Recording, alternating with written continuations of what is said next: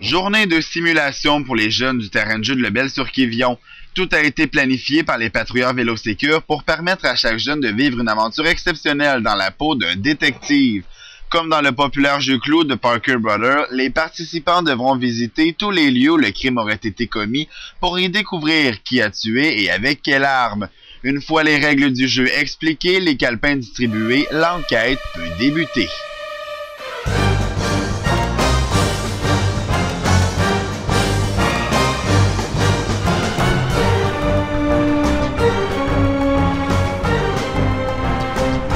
Premier lieu visité, les toilettes de la plage.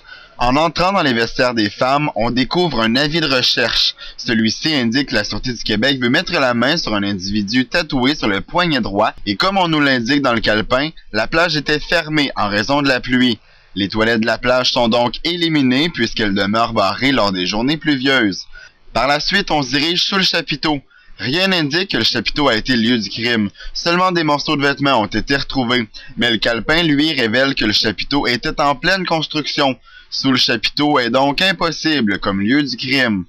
À bien observer, on aperçoit Marie-Ève, la sauveteuse numéro 1, en train de travailler dans le bateau. Les jeunes en profitent donc pour courir l'interroger. Vous me demandez si j'étais à mon travail hier. C'est quoi? C'est ma boss qui vous envoie ou quoi? Oui. C'est ma boss? Ben, je travaillais hier. Si vous voulez pas me dire s'il s'est passé quelque chose, ben, je sais pas pourquoi je réponds à vos questions. D'ailleurs, de policier, y a-tu un crime à ce que je fais? Mais c'est quoi qu'on travaillait parce que la plage était fermée en raison de la pluie? Ouais. On a des sous de jaune pour ça, puis on travaille même s'il pleut. Parce qu'il faut faire absolument 40 heures semaine. Donc même s'il fait pas beau, nous autres, on est là pareil. Je veux dire de quoi, ma petite fille, je me suis jamais fait arrêter pour un accident de voiture. Je me suis jamais fait arrêter pour excès de vitesse. Je me suis jamais fait arrêter pour rien. Elle semble être innocente, mais ne sera pas éliminée de la liste pour autant. En se dirigeant vers l'entrée de la piste cyclable, les enquêteurs aperçoivent Stéciane, la sauveteuse numéro 2, près de sa chaise. Le calepin révèle qu'elle a vécu des moments difficiles dernièrement, reste à savoir lesquels.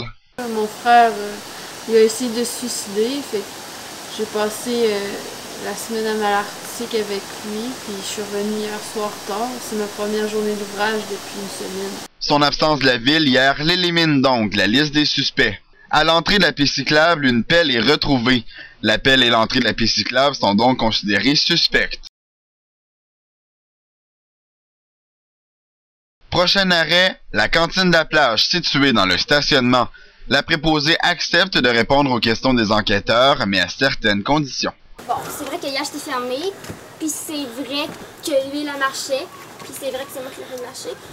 Mais ça, on n'en parle pas. Je sais que ça peut s'arranger entre nous. Audrey sera considérée suspecte et l'huile à friture bouillante également puisqu'elle est la seule à posséder les clés pour pouvoir l'utiliser comme arme du crime. En route vers le kiosque touristique, les participants rencontrent le concierge Jean-Simon.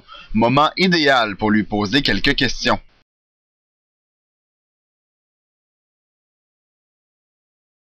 Mais pourquoi aurait-il remis la bouteille de verre cassé à la police s'il était meurtrier? Jean-Simon sème un doute, mais rien de grave pour le considérer suspect. La bouteille, par contre, quelqu'un aurait peut-être voulu la dissimuler. Elle sera donc considérée suspecte, et c'est grâce au dire de Jean-Simon que le stationnement peut être éliminé. Pourquoi il y a ça? En entrant dans le kiosque touristique, une rame pleine de sang soulève bien des questions. La préposée Dania doit donc se plier aux questions des enquêteurs.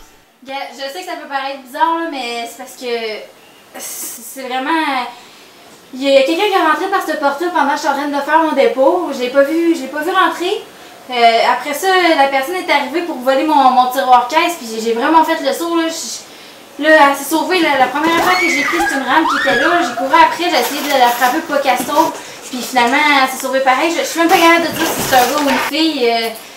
J'étais tellement surprise là, que j'ai tout de suite appelé les policiers. Tout quand elle est partie, là, puis les policiers sont venus me voir, là, puis ils ont pris ma déposition. Mais elle a saigné un peu, par exemple, là, mais je sais même pas si... En tout cas, elle était capable de se sauver, fait que c'est sûr qu'elle n'est pas morte, là.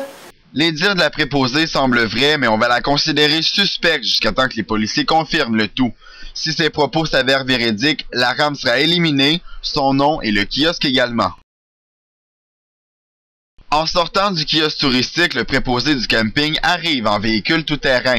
Les jeunes observent son allure et remarquent aussitôt le tatou sur son poignet.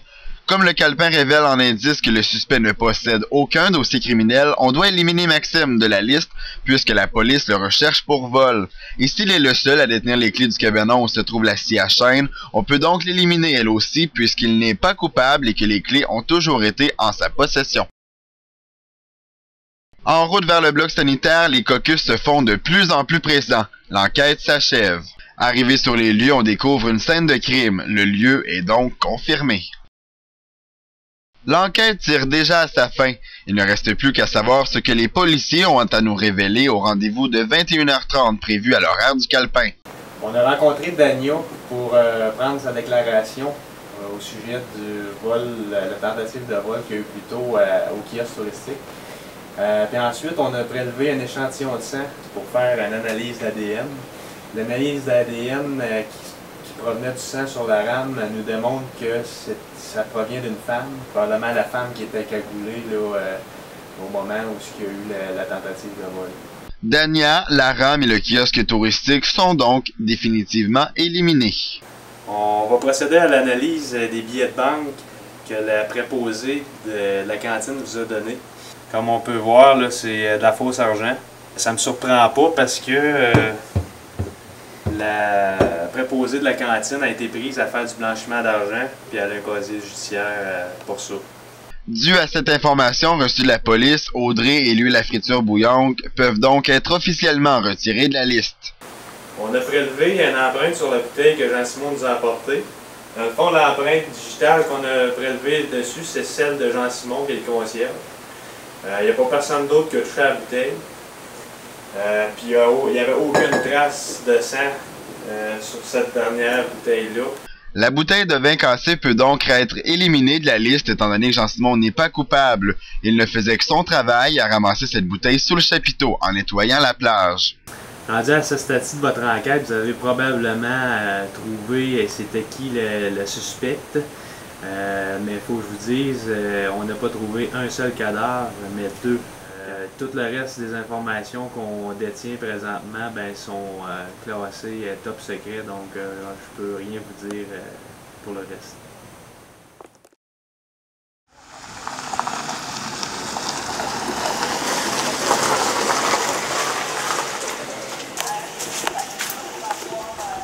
Monsieur l'agent, C'est la réunion de sortie du Québec. Vous avez un pas d'arrestation pour meurtre.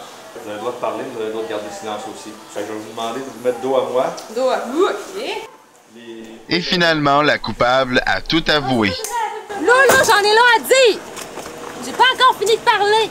Hey Max, tu paieras ma caution! Quand j'ai de l'argent dans mon froc, tu checkeras! Non, mais là, regarde! C'est à cause que ce qui s'est passé, c'est que j'observais depuis quelque temps un couple qui avait l'air d'avoir fait de l'argent, mais c'est tout tu fais fouiller là, de la mort. Là, maintenant, il est allé aux toilettes, fait que, regardez, j'ai essayé de la voler.